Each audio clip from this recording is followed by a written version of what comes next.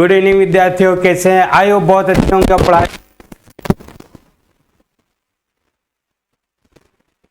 सभी का स्वागत और अध्याय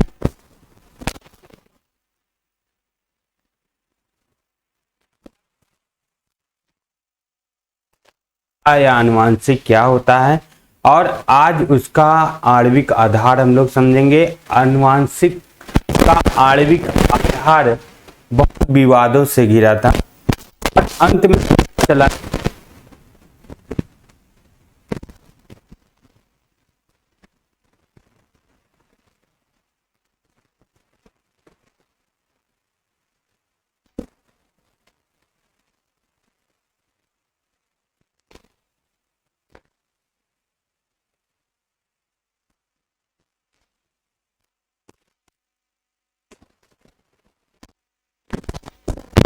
18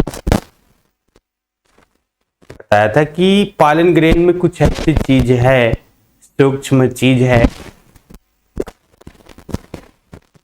जो को देखेंगे। और उन्होंने एलील्स में होते हैं, जोड़े में होते हैं, पृथक्करण होते हैं, इतना स्वतंत्र होते एक दूसरे से जुड़ते हैं।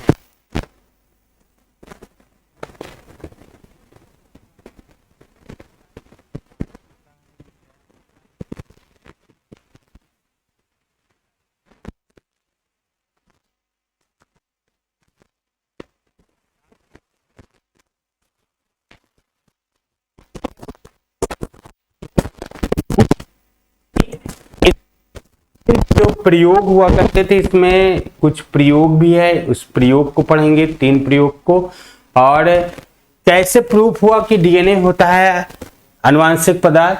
ठीक है, पहले हम लोग डीएनए पढ़ेंगे, डीएनए क्या होता है। उसके बाद मैं आपको एक्सपेरिमेंट पढ़ा दूंगा कि एक्सपेरिमेंट कौन कौन साइंटिस्टों ने किया था। ग्रिफिथ साहब ने किया था, हार्शेचेस ने किया था। ठीक है, तो बहुत सारे एक्सपेरिमेंट भी हम लोग इसमें समझेंगे। ओके, चलिए शुरुआत करते हैं। देखिए, सर्वप्रथम आप एक एक पॉइंट को समझेंगे, ध्यान देंगे। तो देखिए, डीएनए कहता है डीएनए है क्या। ठीक है, तो अगर मैं कह दूं कि 1920 तक, ठीक है ना, एकदम प्रूफ हो गया था 1920 तक ये प्रूफ हो गया था कि भैया जो है डीएनए जो होता है वो न्यूक्लिक एसिड 2 रूप में होता है। और न्यूक्लिक एसिड का भी विवाद था क्योंकि जो है फ्रेडरिक माइसन ने एक्सपेरिमेंट किया था पस सेल लेकर के। पस सेल में उन्होंने बताया था, ठीक है ना, कि इन्होंने बताया था कि पस सेल लिया और उसमें बताया कि इसमें कुछ कंपाउंड्स होते हैं जो सल्फर और फास्फोरस से मिलकर के बने होते हैं। ठीक है, वो भी हम लोग वहीं पे पढ़ेंगे। लेकिन आपको पहले मैं बता देता हूँ डीएनए के बाद हम फिर वहां पे आते हैं कैसे विवाद हुआ, कौन कौन साइंटिस्टों ने इसमें योगदान दिया था। ठीक है, तो पहले आप लोग समझिए। देखिए, जो न्यूक्लिक एसिड होता है, यानी Na लिख सकते हैं, यानी न्यूक्लिक एसिड। ठीक है ना, क्या Na न्यूक्लिक एसिड। तो न्यूक्लिक एसिड जो होता है वो 2 रूप में होता है, एक डीएनए में होता है, एक आरएनए में। तो 2 बात यहाँ पे आपको समझना होगा। ठीक है, डीएनए होता है और एक होता है आरएनए, ये दोनों न्यूक्लिक एसिड होते हैं। ठीक है, अब देखिए इसका पूरा क्या नाम होता है, D oxy ribo nucleic acid, है ना। और इसका नाम होता है ribo nucleic acid, ribo nucleic acid. तो 2 नाम यहां पे समझना है, डीऑक्सी राइबो न्यूक्लिक एसिड और राइबो न्यूक्लिक एसिड। यहां पे देखिए, डीऑक्सी राइबो न्यूक्लिक एसिड यानी डीएनए। डीएनए कहता है डीएनए काहे का बना होता है। एक एक स्टेटमेंट देखिएगा, एक एक बात आप समझिएगा तो पूरा बात आपको समझ में आएगा। कहता है डीएनए जो होता है वो डीऑक्सीराइबोन्यूक्लिक एसिड होता है। और डीएनए जो होता है ये कहा गया कि पॉलीन्यूक्लियोटाइड्स, ठीक है ना, पॉलीन्यूक्लियोटाइड्स चैन का बना होता है। ठीक है ना, कहता है डीएनए जो होता है पॉलीन्यूक्लियोटाइड्स चैन का बना होता है। ठीक है, का बना होता है। ठीक है, यहां पे देखिए पॉलीन्यूक्लियोटाइड्स चैन। अब देखो कहता है पॉलीन्यूक्लियोटाइड चैन का मतलब क्या है, यहां पे समझ लीजिए आप लोग। पॉली माने बहुत सारे, न्यूक्लियोटाइड्स, क्या न्यूक्लियोटाइड्स, यानी डीएनए जो बना है वो न्यूक्लियोटाइड्स का बना है। किसका? न्यूक्लियोटाइड्स। और जो बहुत सारे न्यूक्लियोटाइड आपस में जुड़ते तो एक चैन बन जाता है। क्या बन जाता है? चैन बन जाता है।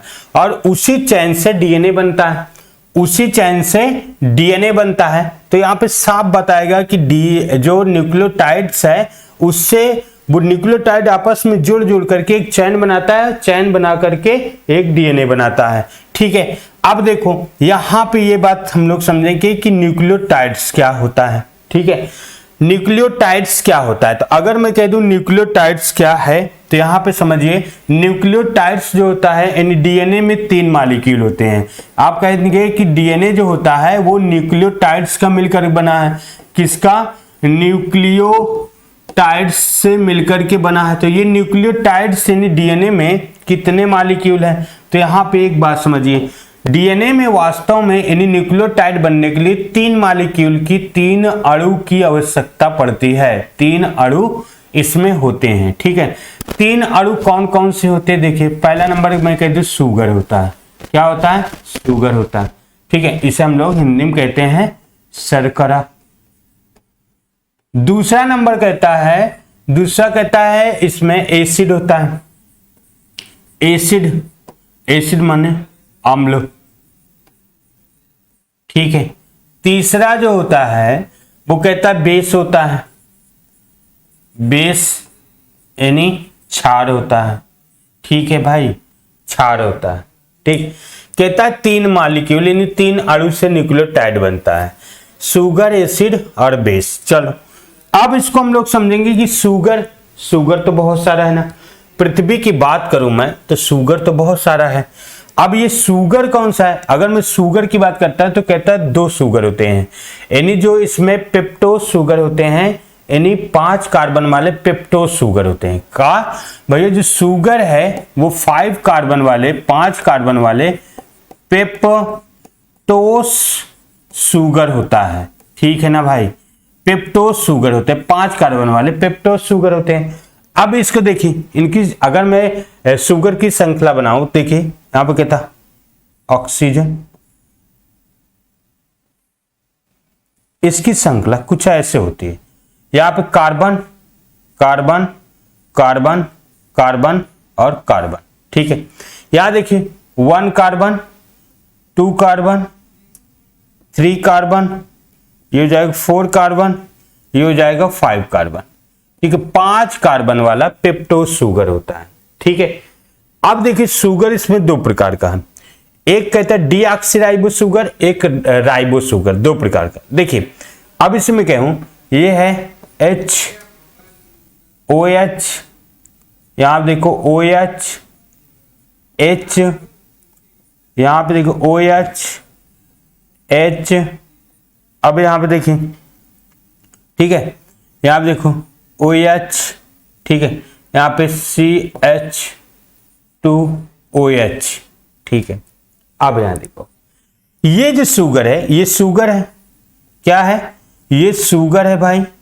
पहला कार्बन, दूसरा, तीसरा, चौथा, पांचवा, 5 कार्बन का पेप्टोज शुगर है। यहां देखिए दूसरे नंबर पर, दूसरे कार्बन पर, देखिए ध्यान से सुनिए, दूसरे कार्बन पर यदि OH ग्रुप हो, ठीक है, दूसरे कार्बन पर अगर OH ग्रुप होता है तो इस शुगर को हम कहेंगे राइबोज शुगर। क्या कहेंगे? Ribose sugar. दूसरे नंबर की बात करें, दूसरे कार्बन पर OH ग्रुप है तो ये जो शुगर बना इसे कहेंगे ribose sugar. Ribose sugar, ribose sugar होता है। दूसरा देखिए, अगर दूसरा देखें, दूसरा जो है यहां पे देखिए शुगर की संरचना, कार्बन कार्बन कार्बन कार्बन, ये भी एक शुगर है। इसकी श्रृंखला देखिए, यहां पे देखिए कार्बन 1 2 3 4 और ये हो जाएगा कार्बन 5। ओके, अब यहां देख OH H OH H OH। अब देखिए, ठीक है, जब हम इसको देखते हैं ये वाला, ये भी शुगर है और इसके कार्बन नंबर 2 पर सिर्फ H बॉन्ड, H ही अकेले, यहां पे देखिए OH, ठीक है, यहां देखेंगे OH है, यहां पे H, यानी एक ऑक्सीजन की कमी है। किसकी कमी भाई? ऑक्सीजन की कमी है। जब ऑक्सीजन की कमी है यानी एक ऑक्सीजन इसमें कम है, जब ऑक्सीजन की कमी है तो इस शुगर को हम लोग क्या बोलेंगे? इस शुगर को बोलेंगे deoxyribo sugar, deoxyribo sugar, ribo sugar, ठीक है ना। अब देखो डीऑक्सीराइबो शुगर, डीऑक्सीराइबो शुगर में डीऑक्सी यानी किसकी कमी हो? डीऑक्सी, डी के माने कमी, ऑक्सी माने ऑक्सीजन की, किसकी कमी हो रहा है? ऑक्सीजन की, डीऑक्सीराइबो शुगर है। कौन सा शुगर है? डीऑक्सीराइबो शुगर, ठीक है। तो कहता है डीऑक्सीराइबो शुगर और राइबो शुगर की संरचना में आपको अंतर आना चाहिए, क्योंकि शुगर जो है, जो न्यूक्लिक एसिड है, यानी न्यूक्लिक एसिड, तो न्यूक्लिक एसिड में दो हैं, यानी डीऑक्सीराइबो शुगर और राइबो शुगर। दूसरी बात यहां पे समझिएगा, जो राइबो शुगर होता है ये आरएनए में होता है और डीऑक्सीराइबो शुगर डीएनए में होता है। ये बात आपको जानना जरूरी है। तो ये जो शुगर है ये डीएनए में होता है, डीएनए, और ये जो शुगर है ये आरएनए में होता है, ठीक है, क्योंकि ये डीएनए और आरएनए जो होता है दोनों क्या होता है? क्या होता है? न्यूक्लियोटाइड, और ये इसे हम लोग न्यूक्लिक एसिड भी बोलते हैं, यानी न्यूक्लिक एसिड, ठीक है। तो कहता है कि दोनों बात आपको समझना है, राइबो शुगर को और डीऑक्सीराइबो शुगर को। अब देखिए, ये तो शुगर की बात है, तो फिर कहता है एसिड कैसे होते हैं? तो कहता है एसिड जो होता है, ध्यान से सुनिएगा, एसिड वो कहता है फास्फोरिक एसिड के रूप में होते हैं। एसिड किस रूप में होते हैं? फास्फोरिक एसिड के रूप में, ठीक है ना। एसिड किस रूप में होता है? फास्फोरिक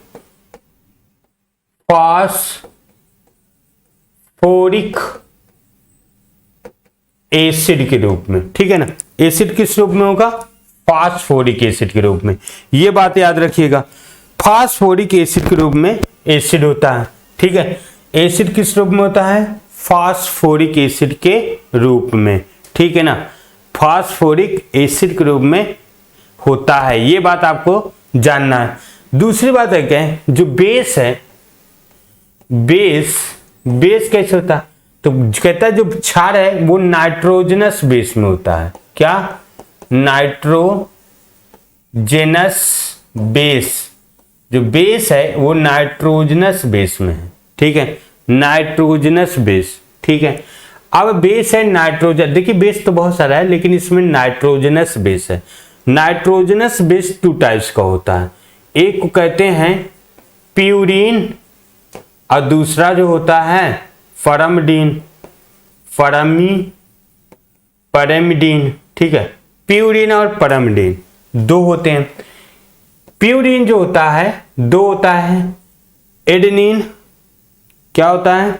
एडेनिन, ऐसे देखेंगे, एडेनिन और दूसरा होता है ग्वानिन। और पिरिमिडीन जो होता है वो 2 होता है, 3 होता है,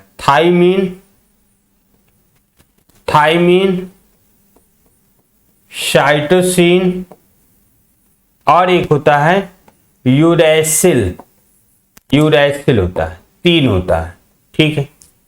ये बात आपको समझना। अब देखो, कहता है कि जो नाइट्रोजनस बेस है वो प्यूरीन और पिरिमिडीन है, ठीक। प्यूरीन और पिरिमिडीन है, एडेनिन और ग्वानिन, ठीक है, एडेनिन और ग्वानिन। जो एडेनिन और ग्वानिन है ये डबल साइक्लिक होता है। ये क्या होता है? डबल रिंग में होता है, ये याद रखिएगा। एडेनिन और ग्वानिन डबल रिंग में होता है। कितने रिंग में होता है? डबल रिंग में होता है, ये बात आपको याद रखना है। ये कैसे होता है? ये डबल रिंग में होता है, ऐसे, ठीक है ना। ये डबल यानी एडेनिन और ग्वानिन डबल रिंग में होता है, और ये शेष बचा तीनों सिंगल रिंग में होता है। ये ऐसे आपको समझना, ठीक है, ये सिंगल रिंग में होता है। ये जो प्यूरिन है, प्यूरिन, एडेनिन और ग्वानिन, ये डबल रिंग में होता है, ऐसे याद रखिएगा। ये जो है थाइमिन, साइटोसिन और यूरैसिल सिंगल रिंग में होता है, ठीक है, ये ऐसे आपको समझना है। ओके, ऐसे आपको समझना होगा, ठीक है, ये बात आपको ऐसे समझना होगा, ठीक। चलिए अब देखिए यहां तक। अब यहां पे मोस्ट इंपॉर्टेंट बात ये समझना है कि जो बेस है वो बेस किस में है, यानी बेस डीएनए में क्या होता है और आरएनए में क्या होता है, या बेस सभी डीएनए और आरएनए में सेम होता है। क्योंकि मैंने बताया कि जो शुगर है वो आरएनए में राइबोज शुगर होगा, ठीक है, राइबोज शुगर होगा, और जो डीएनए है उसमें डीऑक्सीराइबोज शुगर होगा। तो क्या एसिड और बेस डीएनए और आरएनए में सेम होते हैं कि अलग अलग होते हैं, है ना? तो देखिए जो एसिड है वो फास्फोरिक एसिड के रूप में होता है, और फास्फोरिक एसिड जो होता है चाहे डीएनए हो और चाहे आरएनए हो तो वो फास्फोरिक एसिड ही रहेगा। पहली बात, फास्फोरिक एसिड ही रहेगा दोनों में, डीएनए और आरएनए में, दोनों में, उसमें कोई चेंज नहीं। दूसरी बात, जो बेस है बेस में थोड़ा चेंज है। कैसे चेंज है? देखिए जब कहता है कि अगर यदि कहता है कि थाइमीन है, ये वाली बात और ये वाली बात, ये दोनों बात पर आ जाओ, ठीक है। कहता है जब बेस जब क्या हो, डीऑक्सीराइबोज शुगर हो और बेस थाइमीन हो, ध्यान सुनना, डीऑक्सीराइबोज शुगर और बेस थाइमीन हो तो डीएनए होगा। ऐसे कर देंगे कि ये डीएनए में होता है, ठीक है भाई, ठीक है। अब देखो जब शुगर राइबोज शुगर हो, ठीक है, और बेस क्या हो, यूरैसिल हो, तो वो आरएनए में होगा, आरएनए।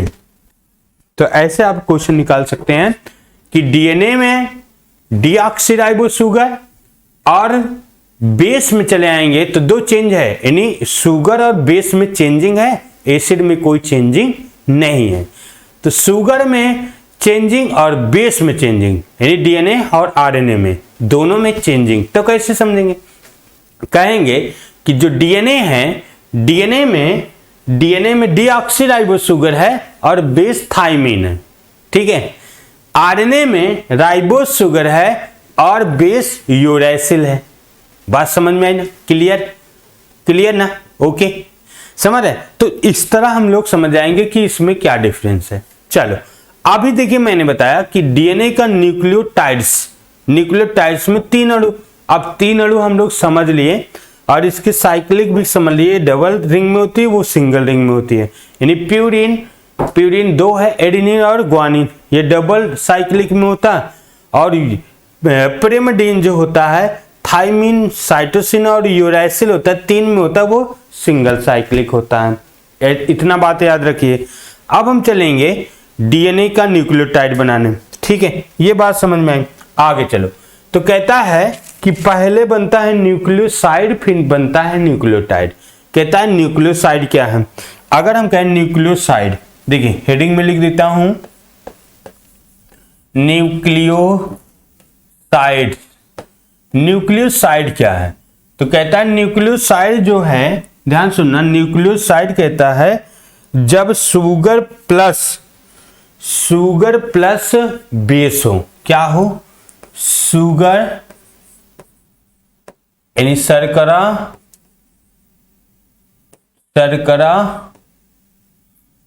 और प्लस बेस यानी क्षार।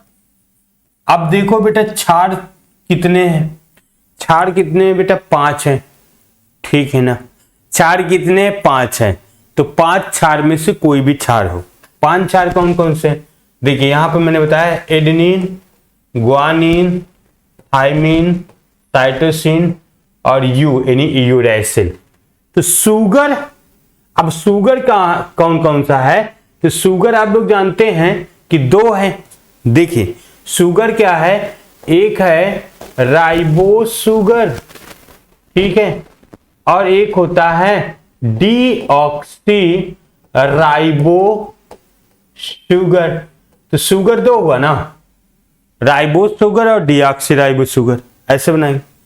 तो न्यूक्लियोसाइड जो बन रहा है वो चाहे डीएनए हो चाहे आरएनए हो, चाहे डीएनए हो चाहे आरएनए हो, यानी दोनों का न्यूक्लियोसाइड बनेगा और न्यूक्लियोटाइड्स भी बनेगा।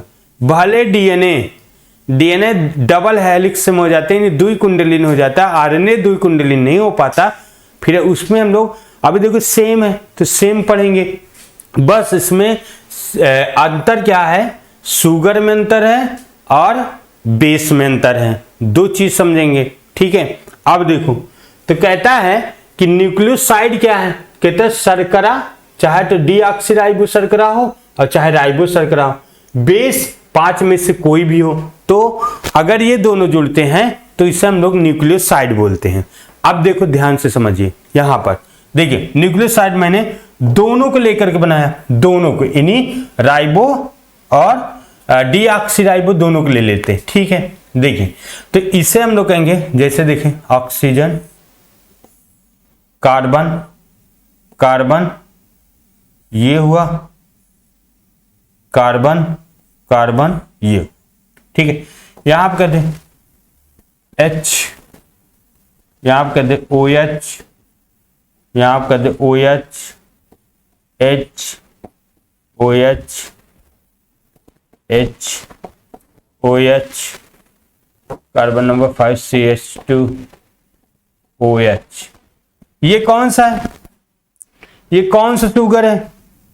अगर इसकी स्ट्रक्चर देखोगे बेटा, ये है शुगर, और कहोगे कौन सा शुगर है सर, तो यहां पे आके देख लो, मंडरा लो, ये कौन सा है, OH है। अगर OH है तो ये है राइबो शुगर। क्या है? Ribo, ribose sugar, ribose sugar है, एकदम पता होना चाहिए।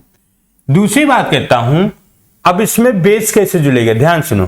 कहता है कि ये है carbon number 1, carbon number 2, carbon number 3, carbon number 4, carbon number 5, 5 carbon वाला है, यानी 5 कार्बन पेप्टोज शुगर है, ठीक है। अब इसमें देखिए कहता है कि जैसे कोई भी बेस जुड़ता है, कोई बेस जैसे एडेनिन, तो कहता है कि जब शुगर के पहले कार्बन से जब बेस जुड़ेगा तो सिर्फ शुगर के पहले कार्बन से, दूसरे, तीसरे, चौथे, पांचवें से नहीं जुड़ेगा। किससे जुड़ेगा? शुगर के पहले कार्बन। और किस ग्रुप द्वारा जुड़ेगा? OH ग्रुप द्वारा। ध्यान से सुनना, किसके द्वारा जुड़ेगा? OH ग्रुप के कार्बन नंबर 1 शुगर के पहले कार्बन से और OH समूह द्वारा जुड़ेगा। तो जैसे यहां पे इसको ये मूव कर दिया, OH को यहां पे मूव किया, और मूव करके यहां पे क्या किया, OH को यहां पे मूव किया और यहां पे एक बॉन्ड बना दिया। और ये जो है एडेनिन है, तो एडेनिन में मैंने बेटा आपको बताया कि ये जो है कैसे है, ये डबल साइक्लिक है, ऐसे देखिए, है ना, ये डबल साइक्लिक ऐसे होता है, ठीक। तो ऐसे आकर के ये जुड़ जाएगा, ठीक। जैसे ये जुड़ जाएगा तो यहाँ पे जल H2O निकल जाएगा और ये दोनों के बीच बॉन्ड बन जाएगा। ये क्या है? एडेनिन है, ठीक है ना। अब यहाँ पे देखो, जो इनके बीच बॉन्ड बना, उस बॉन्ड को हम लोग कहेंगे glycosidic bond, glycosidic bond, glycosidic bond बोलते हैं, ठीक है ना। कौन सा बॉन्ड? ग्लाइकोसिडिक बॉन्ड, ठीक है, ग्लाइकोसिडिक बॉन्ड द्वारा जुड़ा, ठीक है। अब ये दोनों संरचना को हम लोग क्या कहेंगे? न्यूक्लियोसाइड कहेंगे। क्या कहेंगे? न्यूक्लियोसाइड, ठीक है। क्या कहेंगे? न्यूक्लियोसाइड के नाम से जानते हैं, ठीक है। कौन के, किसके नाम से? न्यूक्लियोसाइड, क्योंकि यहाँ पे शुगर और बेस जुड़ रहा है, ठीक है। तो इस संरचना को हम लोग न्यूक्लियोसाइड बोलेंगे। अब देखो यहां पर आ जाओ, अगर मैं कह दूं यहां से ऑक्सीजन और ऑक्सीजन, कार्बन कार्बन, ठीक है, ऐसे कार्बन कार्बन, ठीक है। यहां पे देखिए कार्बन नंबर 1, कार्बन 2, 3, 4 और यहां पे 5 CH2OH। ठीक है, अब देखो HOH और यहां पे हो जाएगा HOH। अब यहां पे देखो ये कौन सा शुगर है, अगर ध्यान दो तो ये कौन सा शुगर है, बताओ जल्दी से, ये कौन सा शुगर है। यहां पर आप देखिए इसको, तो ये कौन सा शुगर है, ये है डीऑक्सीराइबो शुगर। कौन सा शुगर है, इसे हम लोग कहेंगे डीऑक्सीराइबो शुगर है, एकदम एग्जैक्ट डीऑक्सीराइबो शुगर है। अगर डीऑक्सीराइबो ये शुगर है, अब इसके कार्बन 1 से भी कोई बेस जुड़ेगा, चाहे एडेनिन जोड़ दो, डबल साइक्लिक वाला, 2 रिंगो वाला, ऐसे जोड़ दो, है ना, एडेनिन, इसमें भी ग्लाइकोसिडिक बांड होगा, ग्लाइकोसिडिक बांड OH मूव करेगा H2O। ठीक है, ऐसे, ठीक, तो ये भी हो जाएगा न्यूक्लियोसाइड। तो यहां पे ये पता चल रहा है हमको कि इस तरह कितने न्यूक्लियोसाइड बनेंगे, 5। कितने बनेंगे, 5। कितने बनेंगे, 5। जैसे एडेनिन जुड़ा, अब एडेनिन किसमें, ये शुगर डीऑक्सीराइबो शुगर में भी जुड़ सकता है और राइबो शुगर में भी जुड़ सकता है, कोई डाउट नहीं होना चाहिए। ठीक है, यानी डीऑक्सीराइबो शुगर में जुड़ सकता है और राइबो शुगर में, डीऑक्सीराइबो और राइबो शुगर में भी जुड़ेगा। तो इस तरह हम कहेंगे कि जो न्यूक्लियोसाइड है, न्यूक्लियोसाइड 5 बना लेंगे। अगर एडेनिन जुड़ रहा है तो एडेनिन, ग्वानिन, थाइमिन, साइटोसिन और यूरैसिल, यानी पांचों तो शुगर में जुड़ सकते हैं और पांचों को जुड़ने का 2 तरीका है, यानी उनके पास 2 ऑप्शन है, चाहे राइबो शुगर से जुड़े और चाहे डीऑक्सीराइबो शुगर से जुड़े। तो इस तरह जो है 5 बन जाएंगे। कितना बन जाएंगे, 5 न्यूक्लियोसाइड बन जाएगा डीएनए और आरएनए बनाने के लिए। लेकिन मैंने आपसे बोला कि अगर न्यूक्लियोसाइड में, यहां पे देखो, अगर न्यूक्लियोसाइड इसमें थाइमिन जुड़ा, इसमें थाइमिन जुड़ा, तो अगर डीऑक्सीराइबो शुगर में थाइमिन जुड़ा तो ये न्यूक्लियोसाइड हमेशा डीएनए बनाएगा। अगर इसमें कहा यूरैसिल जुड़ा, राइबो शुगर में आकर के यूरैसिल जुड़ा, तो ये न्यूक्लियोसाइड मिलकर के आरएनए बनाएगा। बात समझ में आ रही ना, एकदम एकदम एकदम प्यार से समझिए कि अगर कहते कि यहां पे ऑप्शनल, यहां पे 2, यहां पे और यहां पे, कहता है यूरैसिल अगर राइबो शुगर में जुड़ा, देखिए यूरैसिल कहोगे कि डीऑक्सीराइबो शुगर में जुड़ जाए सर, तो डीऑक्सीराइबो शुगर में कभी भी यूरैसिल नहीं जुड़ता है, ये भी बात आपको ध्यान देना है, ये कभी नहीं जुड़ता है। ठीक है, इनके बीच कभी बांड नहीं बनता है, ये नहीं जुड़ता है। और कहेंगे थाइमिन राइबो शुगर से जुड़ जाए, ये नहीं हो सकता है, इनके बीच बांड नहीं बनेगा। बात समझ रहे हो ना, ऐसा मन में तो आ सकता है ना कि सर क्या थाइमिन राइबो शुगर से नहीं जुड़ सकता क्या, है ना, तो यहां पे एग्जैक्ट बना कर दिया कि नहीं भैया, इनके बीच बांड नहीं बनेगा। ठीक है, और कहता है फिर ऑप्शन है कि थाइमिन डीऑक्सीराइबो से शुगर जुड़ सकता है और ये जो न्यूक्लियोसाइड बनेगा ये डीएनए बनाएगा, और जो यहां पर है, ठीक है ना, अगर यूरैसिल इसमें जुड़ा, अब देखिए 3 तो सब में जुड़ जाएगा, एडेनिन, ग्वानिन और साइटोसिन, 3 बेटा, 3 जो है, 3 बेस इसमें भी जुड़ सकता है और इसमें, यानी राइबोज शुगर में जुड़ सकता है और डीऑक्सीराइबो शुगर, उनके पास दोनों ऑप्शन होते हैं। लेकिन थाइमिन और यूरैसिल के पास एक ऑप्शन होता है। ठीक है, यानी थाइमिन सिर्फ डीऑक्सीराइबो शुगर से ही जुड़ेगा और यूरैसिल सिर्फ राइबोज शुगर से जुड़ेगा। क्लियर ना, एकदम क्लियर। ठीक है ना, ये मन में आप अपने ना रखिए। ठीक है, एकदम आपको एग्जैक्ट पता होना चाहिए कि ये इसी से जुड़ सकता है। ठीक है, चलो अब इस तरह हमने कहा 5 न्यूक्लियोसाइड बनेगा, 5, जैसे ये डीऑक्सीराइबो एडेनिन है तो इसे डीऑक्सी है। ठीक है ना, अगर डीऑक्सीराइबो शुगर में जुड़ा तो इसे कहेंगे DAMP नाम देंगे, DAMP। बात समझ रहे ना, डीऑक्सी एडेनोसिन मोनोफॉस्फेट। ठीक है, इसी तरह ये जुड़ता चला जाएगा। जैसे अगर G जुड़ रहा है DGM पी बोल देंगे, ठीक है ना जी। क्यों, बात समझ रहे ना, ऐसे इसका नाम हम लोग बोलते चले जाते हैं, ठीक है ना। अब देखो एडेनिन तो कहता है डीऑक्सी एडिनोसिन ट्राईफॉस्फेट, ठीक है ना।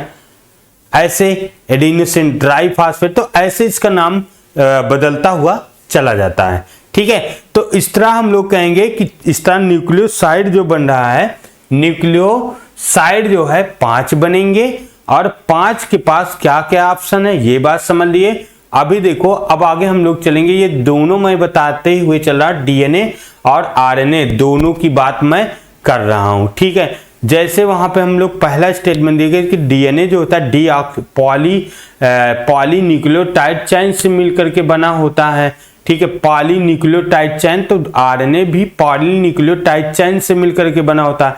दोनों में अंतर क्या होता है, दोनों में क्या अंतर, दोनों पॉलीन्यूक्लियोटाइड चेन है, ठीक है, चाहे डीएनए हो और चाहे आरएनए, ऐसे समझ लीजिए। एक बार मैं आपको फिर से बता देता हूं, देखिए ध्यान दीजिए।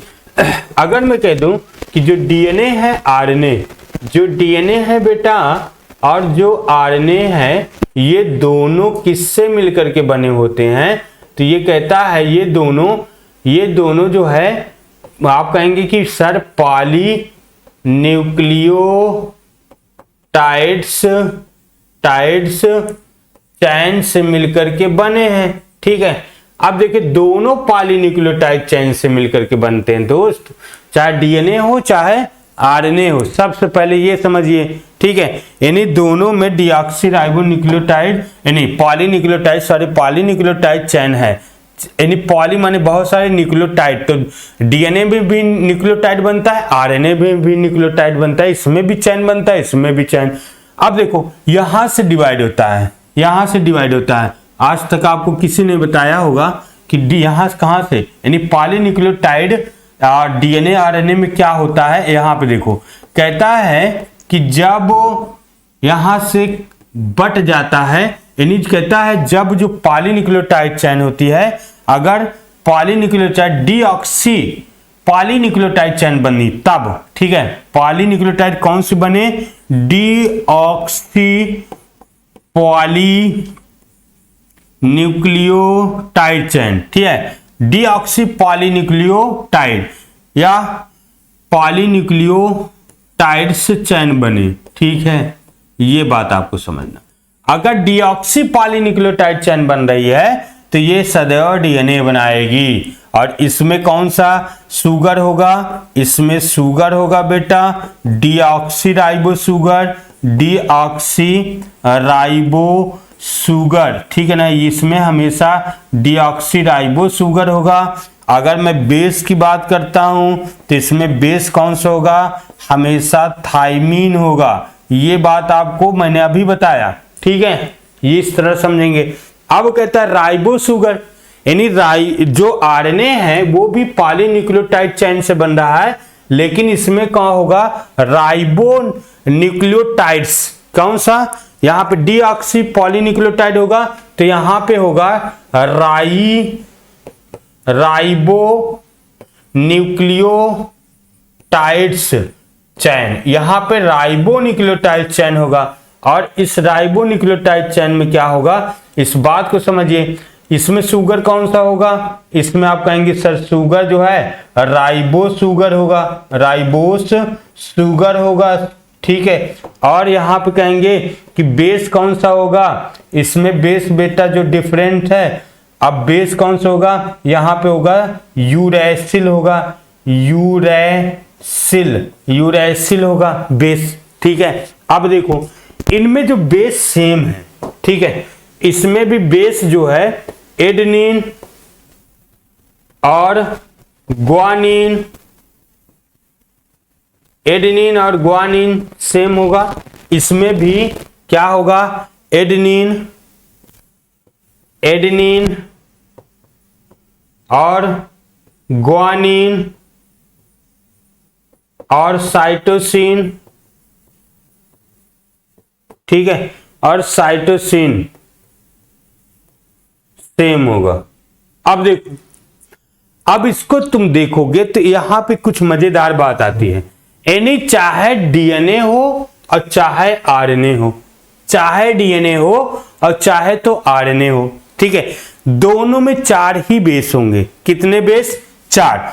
अब देखो इसमें देखिए कहता इसमें थाइमीन है टी, एडेनिन, ठीक है, ग्वानिन और साइटोसिन। तो इसमें चाहे डीएनए हो चाहे आरएनए हो, इसमें भी देखिए इसमें यूरैसिल यू, एडेनिन, ग्वानिन और साइटोसिन सी। इसको जब देखो ध्यान से तो डीएनए हो चाहे आरएनए हो, 4 ही बेस पेयर होंगे, यानी 4 ही बेस पेयर से मिलकर के दोनों बनेगा, चाहे डीएनए हो चाहे आरएनए हो। ये बात यहां तक समझ में आई ना? यहां तक ये बात समझ, चाहे डीएनए चाहे आरएनए, कहता है डीएनए हो चाहे आरएनए हो पॉलीन्यूक्लियोटाइड से मिलकर बनता है, बल्कि डीएनए में डीऑक्सीराइबोन्यूक्लियोटाइड होता है, डीऑक्सी पॉलीन्यूक्लियोटाइड होता है, और इसमें आरएनए में राइबोन्यूक्लियोटाइड चैन होता है। ये बात आपको समझना है, ठीक है। राइबो पॉलीन्यूक्लियोटाइड चैन भी बोल सकते हैं, राइबो पॉलीन्यूक्लियोटाइड चैन भी बोल सकते हैं, ठीक है। राइबो पॉलीन्यूक्लियोटाइड चैन से मिलकर बना है। दोनों में जब हम लोग अलग करते हैं तो इसमें शुगर जो है डीऑक्सीराइबो शुगर, वहां राइबो शुगर होता है। बेस की बात करते हैं तो सिर्फ एक बेस बदला होता है, थाइमिन और यूरैसिल, बल्कि इसमें भी 4 बेस होते हैं, उसमें भी 4 बेस होते हैं। यहां तक आपको समझना है। इसी प्रकार न्यूक्लियोटाइड भी चलेंगे। अब न्यूक्लियोटाइड क्या है? तो कहता है कि जब न्यूक्लियोसाइड में अब वो क्या जुड़े? एसिड जुड़ जाए, 5वें कार्बन से एसिड जुड़ जाए, तो उसे हम कहते हैं न्यूक्लियोटाइड। अब देखो डीएनए में और आरएनए में दोनों में न्यूक्लियोटाइड सेम है, क्योंकि ये बताता है पॉलीन्यूक्लियोटाइड चैन, तो न्यूक्लियोटाइड भी अभी सेम है, ठीक है ना। न्यूक्लियोटाइड भी सेम है, लेकिन अंतर कौन सा होगा? सिर्फ डीऑक्सीराइबो शुगर, राइबो शुगर, और यहां पर आप किसी को भी बोले पॉलीन्यूक्लियोटाइड बोले तो हम तो कोई इंडिकेट नहीं किए ना कि जो न्यूक्लियोटाइड है ये डीएनए वाला न्यूक्लियोटाइड है कि आरएनए वाला। यहां पर बात ये समझना, अगर न्यूक्लियोटाइड है तो 2 ऑप्शन आपके सामने है ना कि कौन सा न्यूक्लियोटाइड है, यानी आरएनए वाला है कि डीएनए वाला। 2 न्यूक्लियोटाइड है ना, न्यूक्लियोटाइड एक है, तो आप जब तक उसके आगे जो है नाम इंडिकेट नहीं करेंगे तब तक हमें कैसे पता चलेगा कि ये जो है डीएनए वाला न्यूक्लियोटाइड है कि आरएनए वाला है। अगर नाम इंडिकेट करेंगे तभी तो हमें पता चलेगा ना, क्यों जी? तभी तो पता चलेगा। तो देखिए यहां पे कह रहा है कि पॉलीन्यूक्लियोटाइड दोनों है। अगर न्यूक्लियोटाइड है यानी डीऑक्सीराइबोन्यूक्लियोटाइड है, डीऑक्सीराइबोन्यूक्लियोटाइड है तो यानी डीएनए वाला है। तो इसका मतलब कि वहां पे जो शुगर है डीऑक्सीराइबो शुगर है, और जो बेस है वहां पे थाइमिन ही होगा, यूरैसिल नहीं होगा। अगर कहे राइबो है ना, राइबो न्यूक्लियोटाइड है, तो राइबो न्यूक्लियोटाइड मतलब कि वहां पे शुगर कौन सा होगा? राइबो शुगर होगा, और बेस कौन सा होगा? यूरैसिल होगा, और साथ साथ जो सेम बेस है तो सेम बेस दोनों में होगा, ठीक है। तो यहां तक तो सेम है, ठीक। आगे चल के जब ये चैन बनाती है, चैन भी सेम होती है, यानी पॉलीन्यूक्लियोटाइड चैन दोनों में बनती हैं, परंतु ये शुगर की वजह से, शुगर के OH बांड, इसमें OH है, राइबो शुगर में OH है, इसके वजह से यहाँ पे ये ज्यादा स्थिर रहता है, ये कम स्थिर रहता है। नहीं, OH बांड इसका कार्बन नंबर 2 वाला विघटन करके और सभी से क्रिया कर लेता है, और ये नहीं कर पाता, तो वहीं पर ये चैन बदल जाती है। यानी डीएनए वाला चैन, यानी डीऑक्सीराइबो शुगर वाला चैन डबल हेलिक्स में हो जाता है, यानी द्विकुंडलीन बन जाता है, और ये द्विकुंडलीन नहीं बन पाता। कहीं कहीं पे द्विकुंडलीन बन जाता है, कहीं कहीं पे ऐसे सिकुड़ जाता है। तो ये आरएनए बना लेता है, ये डीएनए बना लेता है, ठीक है। वहीं से हम लोग अंतर समझ लेंगे। ओके, जल्दी से बताइए कमेंट करके।